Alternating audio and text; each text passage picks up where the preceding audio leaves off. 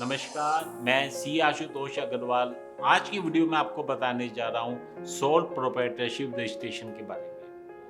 ये हमें क्यों करवानी चाहिए, इसके क्या बेनिफिट्स हो सकते हैं, ये किनको करवानी चाहिए, आज मैं उसके बारे में आपको बताने जा रहा हूँ। तो सबसे पहले मैं बात करता हूँ कि सोल प्रोप्राइटरशिप रजिस्ट्रेशन किसको करानी चाहिए। अगर आप इंडिविजुअल हैं, आप का बिजनेस एक छोटे स्केल पे है, बहुत ज़्यादा डिसेंट्रलाइजेशन की जरूरत नहीं है, उस केस में आपको सोल प्रोप्राइटरशिप रजिस्ट्रेशन करवाना बेहतर विकल्प रहेगा। ये क्यों करानी चाहिए? ये क्यों करानी चाहिए, इसका कारण ये है कि एक तो इसमें जो नाम से ही पता लगता है, इसमें एक एकल स्वामित्व होता है, यानी एक ही आदमी इसका ऑनर होता है। उस केस में सारी अथॉरिटी, सारी ओनरशिप, सारा कंट्रोल एक ही आदमी के पास सीमित होता है, तो वो कुछ भी काम कर सकते हैं अपने हिसाब से। उसको अपने काम करने के लिए किसी दूसरे आदमी के लिए दूसरे आदमी की डिसीजन लेने की आवश्यकता नहीं पड़ती है। इसके बाद हम बात करते हैं इसके बेनिफिट्स क्या है। देखिए, सबसे बड़ा एडवांटेज एक सोल प्रोप्राइटरी रजिस्ट्रेशन के लिए इसकी है इनकम टैक्स में एक बेसिक लिमिट, यानी कि अगर आपकी net income after deduction of 2,50,000 रुपये तक होती है, तो आपको किसी भी तरीके का टैक्स पे करने की आवश्यकता नहीं है। हालांकि सरकार ने एक रिबेट भी दे रखी है, यानी कि अगर आपकी gross total income after deductions अगर वो 5 लाख रुपए या उससे कम की होती है, तब भी आपको टैक्स देने की कोई भी आवश्यकता नहीं है। दूसरा, जैसे कि मैंने आपको पहले ही बताया, इसमें अथॉरिटी और कंट्रोल सभी एक ही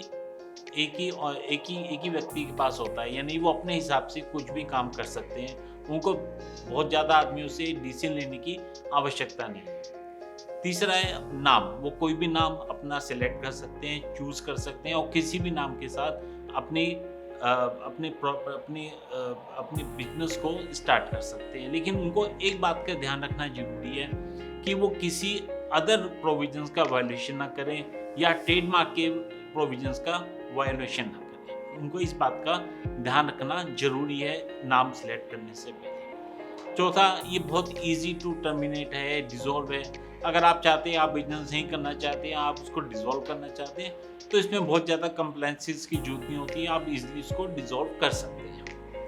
पांचवा और सबसे इम्पोर्टेंट, लेस कंप्लायंसेस। इसमें कंप्लायंसेस बहुत कम होते हैं, यानी कि इसमें कोई ऑडिट कराने की कंपल्सरी रिक्वायरमेंट नहीं होती है। अगर आपकी टर्नओवर 50 लाख रुपए या 1 करोड़ रुपए होती है पूरे साल भर में, तो ही आपको ऑडिट करवाने की आवश्यकता होती है। अदरवाइज आप ऑडिट के ऊपर जो भी आपके एक्सपेंसेस होते हैं या जो भी आपके सिरदर्दी होती है, उसको आप बचा सकते हैं। दूसरा, नॉन डिडक्शन ऑफ टीडीएस। अगर आप टैक्स ऑडिट करवाने के लिए लायबल नहीं है, तो फिर आपको टीडीएस काटने की भी जरूरत नहीं होती है। तो इससे ये आपके लिए सबसे इम्पोर्टेंट कंप्लायंसेस है जिससे आप बच सकते हैं। लेकिन एक केस में इंडिविजुअल को या सोल प्रोप्राइटर को टीडीएस काटना पड़ता है, अगर वो कोई रेंट पे कर रहे हैं और रेंट का अमाउंट 50,000 रुपये से ज़्यादा का है एक महीने के अंदर, तो उनको फिर टीडीएस काटना पड़ेगा, चाहे उनको टैक्स ऑडिट की रिक्वायरमेंट हो या ना हो। अब हम बात करते हैं कि एक सोल प्रोप्राइटरशिप रजिस्ट्रेशन करवाने के लिए हमें किस किस तरीके के डॉक्यूमेंट्स की आवश्यकता पड़ती है। तो सबसे इम्पोर्टेंट है, एक आपको पासपोर्ट साइज फोटोग्राफ चाहिए, एक आपको आइडेंटिटी प्रूफ चाहिए, एक आपको पैन कार्ड की कॉपी चाहिए और एक आपको जिस जगह पे आप अपना बिजनेस करना चाह रहे हैं उस जगह का आपके पास कोई वैलिड प्रूफ होना चाहिए। ये हो सकता है कोई यूटिलिटी बिल, अगर आपने रेंट पे प्रीमिसेस दिया है तो रेंट एग्रीमेंट, अगर प्रीमिसेस आपका अपना है तो फिर ओनरशिप प्रूफ। इनमें से कोई भी डॉक्यूमेंट्स आप यूज कर सकते हैं अपने बिजनेस को इस्टेब्लिश करने के लिए। अब हम बात करते हैं कि हमने सब डॉक्यूमेंट्स भी इकट्ठे कर लिए हैं, सब चीज़ें भी हम फुलफिल कर लिए हमने। अब हम क्या क्या रजिस्ट्रेशन ले सकते हैं और हमें क्या क्या रजिस्ट्रेशन लेनी चाहिए। तो देखिए, सबसे इम्पोर्टेंट है शॉप्स एंड इस्टेब्लिशमेंट का रजिस्ट्रेशन, ये आपको लेना पड़ेगा और लेना भी चाहिए। दूसरा, आपको जीएसटी रजिस्ट्रेशन। देखिए, आप कोई भी बिजनेस करते हैं, अगर आपकी टर्नओवर 20 लाख या 40 लाख से ज़्यादा की होती है और अगर आपकी इंटर स्टेट सप्लाई है, तो फिर आपको जीएसटी रजिस्ट्रेशन लेना जरूरी है। उस केस में भी जो भी डॉक्यूमेंट्स मैंने आपको बताए हैं, ये डॉक्यूमेंट्स आपके काम आएंगे और इन डॉक्यूमेंट्स के मदद से आप अपना जीएसटी रजिस्ट्रेशन करवा सकते हैं। तीसरा आपके लिए एमएसएमई रजिस्ट्रेशन।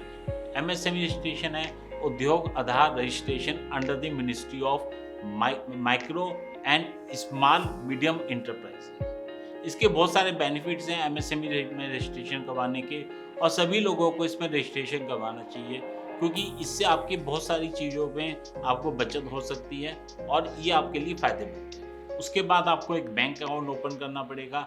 आप जब ये सब रजिस्ट्रेशन ले लेंगे तो आपका बैंक अकाउंट भी इजीली ओपन हो जाएगा। ये सब चीज़ों के साथ आप अपना बिजनेस को इस्टेब्लिश कर सकते हैं, शुरू कर सकते हैं और आराम से उसको कैरी ऑन कर सकते हैं। तो अगर आपको इस वीडियो में अगर आपको कोई भी क्वेश्चंस है या कोई भी क्लैरिफिकेशन की जरूरत है तो आप नीचे लिखे मेल आईडीज़ पे इसको भेज सकते हैं।